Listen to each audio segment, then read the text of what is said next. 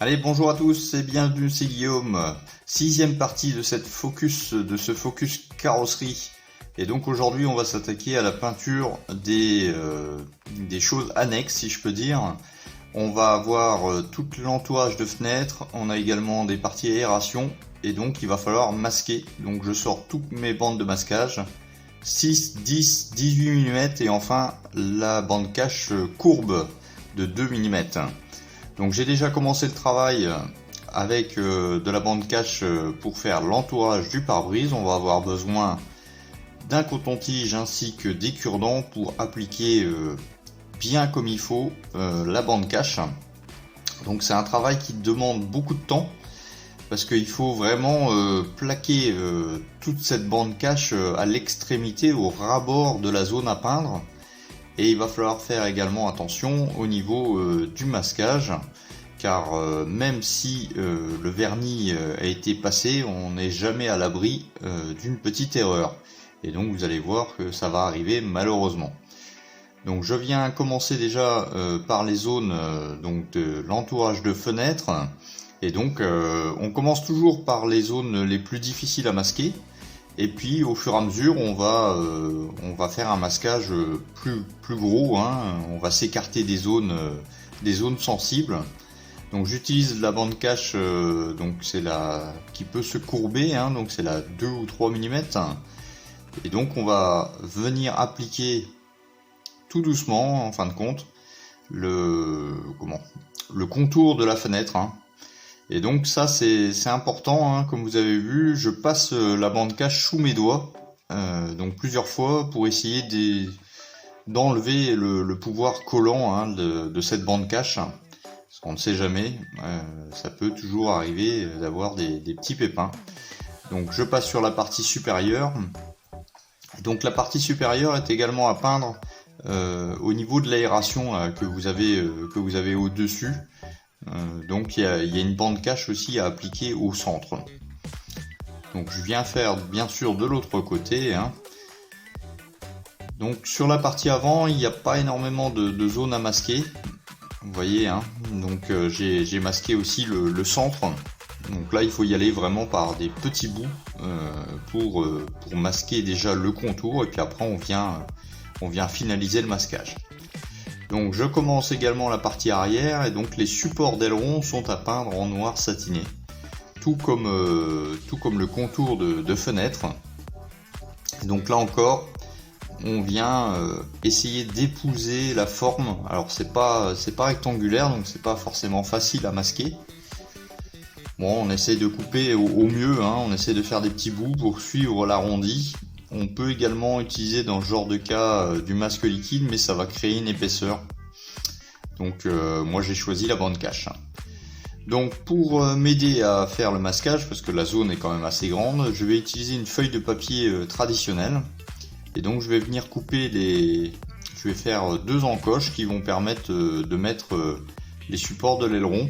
Étant donné que j'ai déjà fait mon masquage avant, là je viens juste en fait couvrir le restant de la carrosserie. Donc voilà, hein, je fais des essais, ça prend quand même un peu de temps, hein, à faire tout ça. Et puis on va venir fixer cette feuille de papier avec de la bande de masquage traditionnelle. Donc petite erreur de ma part, là sur la partie arrière, je n'avais pas masqué d'abord les contours, et en fin de compte j'ai dû revenir dessus. Donc également j'ai eu un petit peu de mal à masquer l'arrière, étant donné que l'arrière est composé d'aération à divers endroits, et du coup vous allez voir que c'est pas vraiment un succès. Donc masquage terminé de la partie avant. Donc j'ai également masqué la partie arrière. Donc l'extérieur pour moi était ok. Donc je passe mon noir satiné, donc c'est le Valero Mecha Pure Black. Donc je devais peindre également la partie interne de la voiture, même si honnêtement je ne suis pas sûr que ça va se voir au final. Mais bon, comme c'était dans le cadre d'un tutoriel, je l'ai quand même fait. Et vous allez voir le résultat, hein, à la fin, c'est plutôt pas mal. Mais je pense qu'il y a beaucoup de parties qui vont être qui vont être complètement cachés. Donc je viens peindre les contours de fenêtre, hein, le contour de pare-brise, avec la partie supérieure également. Hein. Donc j'ai utilisé de l'acrylique en me disant que l'acrylique serait peut-être plus facile à enlever en cas de bavure. Et puis bon, bah finalement ça demandait quand même autant de temps que si j'aurais utilisé un produit, par exemple Enamel ou lac. Hein. Donc je continue la peinture à l'intérieur. Et donc finalement j'ai dû reprendre pas mal de zones, et donc j'ai fait ça au pinceau. Donc si vous avez des zones de carrosserie à peindre à l'intérieur, vous pouvez le faire au pinceau, étant donné que la partie sera très peu visible, et puis finalement ça va vous éviter de masquer l'ensemble de la carrosserie. Donc la partie arrière est par contre plus importante, étant donné que le capot va s'ouvrir hein, pour admirer le moteur. Là par contre c'est vrai qu'un rendu à l'aérographe est quand même nettement mieux. Donc je viens masquer ça, et j'ai eu quand même comme vous pouvez voir hein, sur mon petit papier blanc là, j'ai eu des soucis à la diffusion. Le jour que j'ai fait ça, c'était pas mon jour, j'ai eu plein de problèmes. Donc la peinture était soit trop sec, soit trop liquide, j'ai eu vraiment du mal à la passer. Et donc après j'enchaîne sur le noir brillant. Donc le noir brillant, j'utilise de la Tamiya Enamel. Et donc là j'ai les deux petites zones. Donc là encore j'ai eu des problèmes de diffusion de peinture, étant donné que mon acrylique avait bien séché dans l'aérographe. Un mauvais jour. Et ça continue dans ce mauvais jour avec cette première bande cache que j'essaye d'enlever, et je m'aperçois que y a un décal qui vient avec. Donc je m'attarde pas, j'essaye de faire l'autre côté pour me changer les idées. Parce que croyez-moi, après un long masquage et que vous voyez ça, ça énerve quelque peu.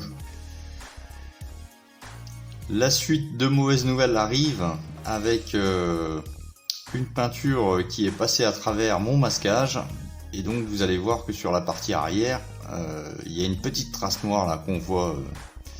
Donc je vais essayer de l'enlever tout de suite pendant que la peinture est encore fraîche. Donc j'utilise déjà de l'eau dans un premier temps, c'est sans risque, hein, de l'eau avec un petit peu de savon, et ça part pas.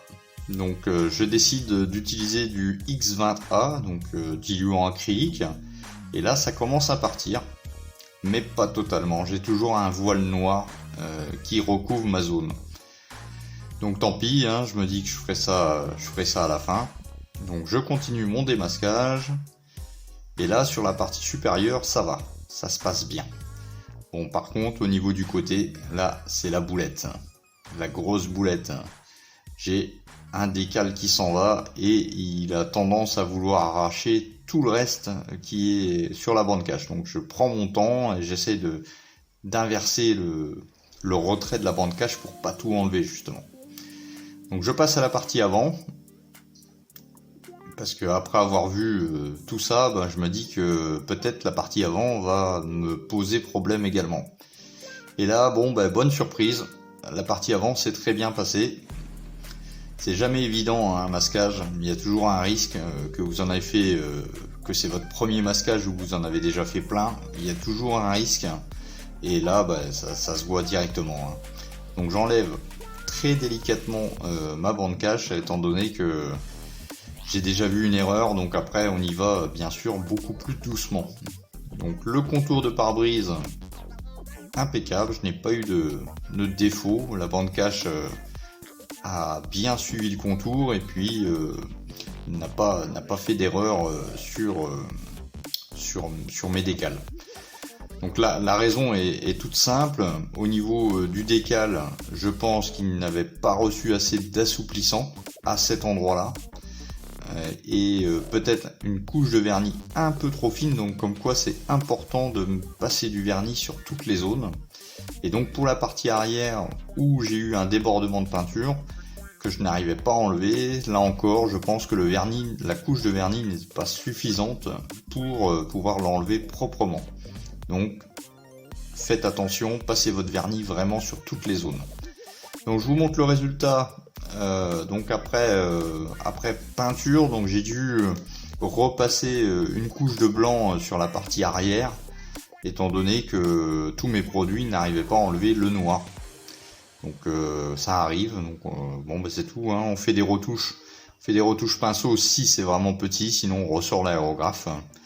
Et donc la partie interne a reçu également un coup de pinceau sur tout l'ensemble, donc finalement j'ai décidé de recouvrir au pinceau. Et donc ce qui m'inquiète le plus, c'est le décal qui est arraché. Et donc dans la notice, hein, normalement j'ai 2 petits décals là qui vont se poser sur les feux anti-brouillard. Et donc du coup je vais les sacrifier pour essayer de réparer la carrosserie. Donc je vais couper des tout petits bouts pour essayer de faire un raccord au niveau du dessin, hein, parce que c'est important de suivre. Bon, malheureusement je n'arriverai pas à couvrir totalement la zone parce que les décals sont petits, mais vous allez voir que ma petite réparation, finalement, ça va, ça choque un peu moins, surtout si on ne le sait pas, hein. En fin de compte, on va faire disparaître ce défaut. Donc ça prend du temps parce qu'il faut vraiment suivre les contours. Donc voilà, travail terminé sur les peintures annexes, donc le contour de pare-brise, les aérations, donc a été peint en énamel, hein, je vous le rappelle, noir brillant et noir satiné. Et donc les supports de l'aileron également en noir satiné. Donc j'ai dû reprendre un petit peu aussi des zones où c'est que ça avait un petit peu bavé. J'en ai profité également pour faire des peintures, des crochets qui vont maintenir le capot, les 2 petites zones noires là en noir satiné, donc ça a été fait au pinceau. Et je vous laisse l'aperçu en fait compte de la partie qui a été retouchée, refait avec mes soins. Donc voilà ce que ça donne. Donc vous voyez, hein, c'est pas complet au niveau de la zone, mais bon ça fait le job. Si on ne le sait pas, ça peut passer, étant donné que le décal est quand même assez biscornu, ça peut passer. Le petit visuel sur la zone arrière. Et puis voilà, donc vous voyez j'ai des petits débordements, mais ça je viendrai les corriger après la vidéo. J'ai également peint la zone à l'intérieur de l'aileron, donc pareil au pinceau. Et voilà, ça fait le job sur cette partie de deuxième peinture. Visuel terminé, je vous laisse sur ce, et puis je vous dis, vous venez me rejoindre sur la page Facebook, sur la page Instagram, les liens dans la description, la page Utip, la page Tipeee également. On se dit ciao, bye bye.